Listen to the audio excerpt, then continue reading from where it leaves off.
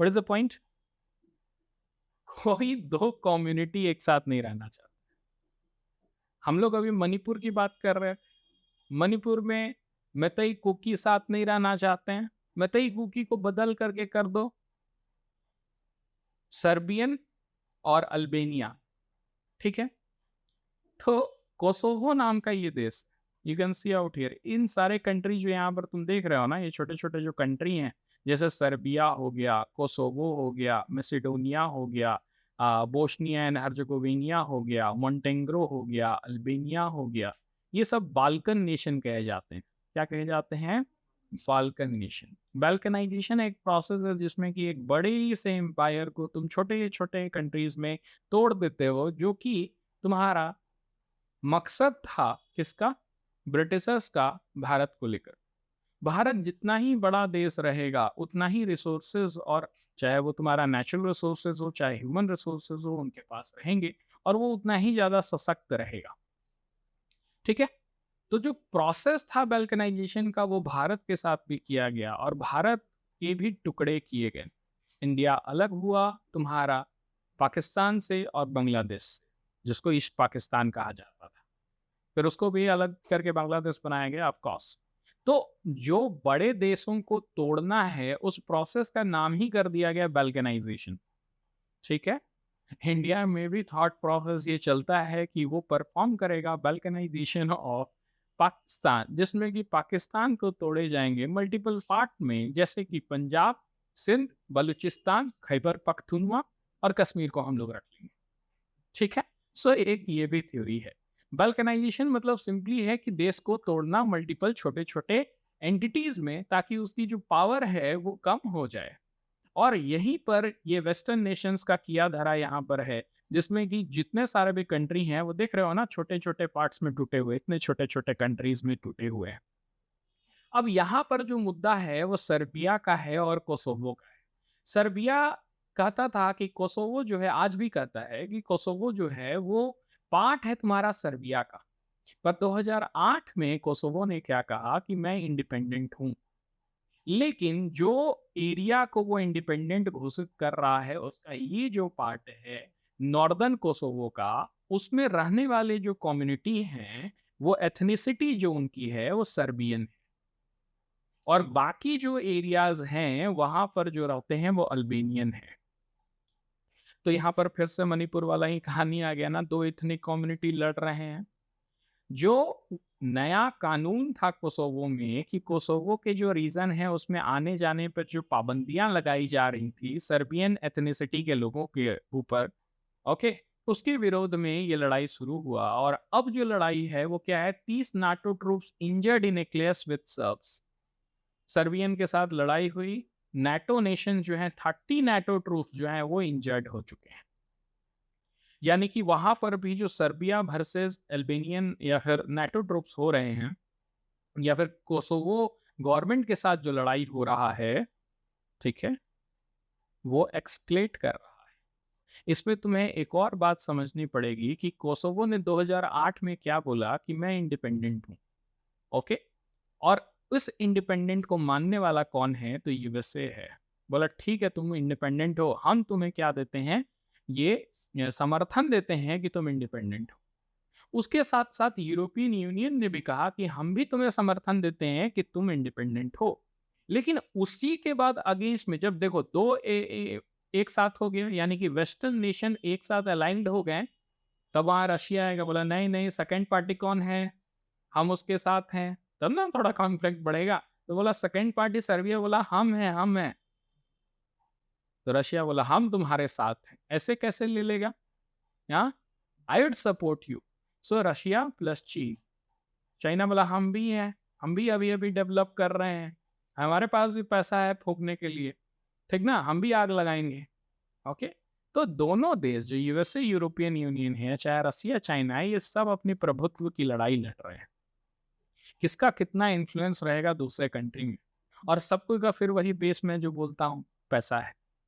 जिसके पास जितना कंट्रोल रहेगा वो उतना ज़्यादा इकोनॉमिक डेवलपमेंट, जो उतना ज़्यादा रिसोर्स यूटिलाइजेशन कर पाएगा, उतना ज़्यादा वो क्या करेगा? रिसोर्स का हनन करेगा, ठीक है। और इसीलिए ये लड़ाई होती है। तो लाइन बाय लाइन थोड़ा पढ़ के देखते हैं ना कि और इसमें क्या लिखा हुआ है, कुछ एक्स्ट्रा है क्या। Troops from the NATO led peace keeping force in Kosovo. Peace keeping force NATO का यहाँ पर है, नाटो के ऊपर वीडियोस भी होगा, नॉर्थ अटलांटिक ट्रीटी ऑर्गेनाइजेशन। और वही चीजें नाटो पूरी अच्छी तरह से पढ़ लो, नाटो क्या है, कौन कौन से कंट्री है। नाटो प्लस मैंने पढ़ाया कुछ दिन पहले, नाटो प्लस क्या है, क्या भारत को नाटो प्लस में मेंबर होना चाहिए। हाँ, नाटो प्लस में कौन से 5 कंट्रीज हैं नाटो प्लस में, पता है तुम्हें? जापान, ऑस्ट्रेलिया, न्यूजीलैंड, ठीक है, साउथ कोरिया, ओके, और कौन था एक? Japan, Australia, New Zealand, south Korea, एक और कोई है जो याद नहीं आ रहा है मुझे, कौन है? इजराइल है सर, ठीक है। ये 5 कंट्रीज, ये 5 ऐसे कंट्री हैं जो कि नॉर्थ अटलांटिक ट्रीटी ऑर्गेनाइजेशन के साथ साथ जुड़े हुए हैं। इनका जो थॉट प्रोसेस है वो अलाइंड है टुवर्ड द वेस्ट। भले ही ये वेस्ट में एग्जिस्ट नहीं करते हैं, ऑस्ट्रेलिया जो है वो साउथ में एग्जिस्ट करता है, ओके, जापान जो है वो ईस्ट में एग्जिस्ट करता है, लेकिन इनका थॉट प्रोसेस वेस्ट के साथ ज्यादा अलाइंड है, इसलिए वो नाटो प्लस है। और इसी नेट प्लस प्लस करने के लिए इंडिया को भी बोला जा रहा है, या फिर बात चल रही है कि आप लोग भी क्या करिए, हमारे मेंबर बन जाइए। और जब यूएसए जाने वाले हैं हमारे मोदी जी, तो वहां पर ये बात हो सकती है, ठीक है, नाटो प्लस प्लस की मेंबरशिप के बारे में बातचीत हो सकती है। सो नाटो देख लेना। पीस कीपिंग फोर्स कोसोवो में है। Tuesday use metal fences and barbed wire barrier to beef up position in the northern town. Northern town मैंने बोला ना, कोसोवो का ऊपर वाला part, northern town, following clashes with ethnic Serbs there that left 30 international soldier and 52 protester wounded. ठीक है, 52 protester को चोट लगी है और 30 इंटरनेशनल सोल्जर्स को चोट लगी है। You can see out here, ये नॉर्दर्न कोसोवो का रीजन है। देखो, अब बोलोगे कि सर इतना अलग करके काहे नहीं दे देता है, आराम से कितना अच्छा हो जाएगा। हाँ, प्रॉब्लम खत्म ना? प्रॉब्लम खत्म नहीं ना है। कोसोवो एक ऐसा देश है जिसमें 75% लोग जो हैं वो बिलोंग करते हैं अल्बेनिया से, अल्बेनियन एथनिसिटी के हैं, और 25% जो हैं वो किससे हैं? सर्बिया से हैं।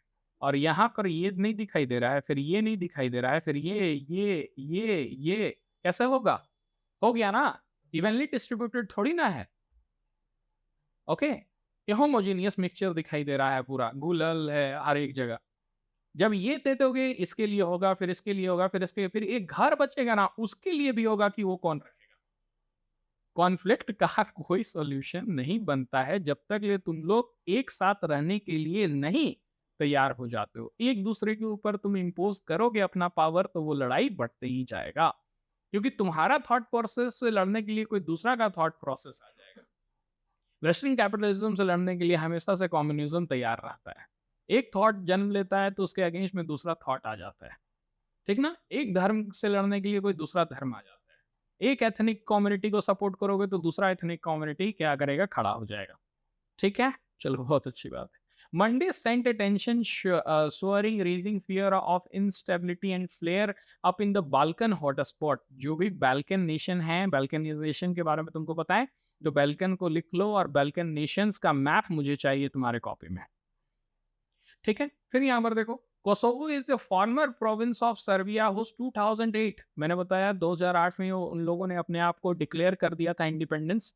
बेलग्राड डज नॉट रिकॉग्नाइज, यानी सर्बिया का जो कैपिटल है वो बेलग्राड है, वो नहीं करता है, रिकॉग्नाइज करता है कोसोवो का इंडिपेंडेंस को, बोलता है कि अभी भी कोसोवो मेरा ही एक हिस्सा है, okay. Ethnic Albanians make up most of the population, इसमें ज्यादातर एथनिक अल्बेनियन है, but Kosovo has a restive Serbs minority. 25% का माइनॉरिटी किसका है? सर्ब्स का है। In the north of the country the bordering Serbia, यहाँ पर the US and the most European Union nation have recognized Kosovo independence। वही बात है कि यूरोपियन यूनियन और तुम्हारा यूएसए ने कोसोवो को इंडिपेंडेंट माना है, लेकिन रशिया और चाइना बेलग्राड के साइड हैं, सर्बिया के साइड हैं, और बोल रहे हैं कि नहीं, ऐसा नहीं है, वो इंडिपेंडेंट नहीं है, वो सर्बिया का ही हिस्सा है, ठीक है। तो जहां भी कॉन्फ्लिक्ट है उसको पढ़ना है, क्योंकि कॉन्फ्लिक्ट से अच्छे खासे क्वेश्चन यूएसए पूछता है। इस बार देखा जाए तो यूक्रेन से, आर्मेनिया अजरबैजान से, ठीक है, कोंगो से, माली से, तुम्हारा इजराइल से, बाप रे बाप, क्वेश्चन ही क्वेश्चन। सोमालिया से, ठीक है। कितना क्वेश्चन है, 1 2 3 4 5 6 क्वेश्चन और भी होंगे। और ये सभी के ऊपर क्या है, सेपरेट से वीडियो तुम्हें प्लेलिस्ट में मिल जाएगा, ठीक ना। तो फिर से मैं बोल रहा हूँ, जितना बोलूँ उतना करो। ओके, न्यूज़पेपर जो पढ़ा रहे हैं वो पढ़ो, 30 क्वेश्चन कहीं नहीं गया है, और बाकी एनसीईआरटी संभाल लेगा, ठीक है।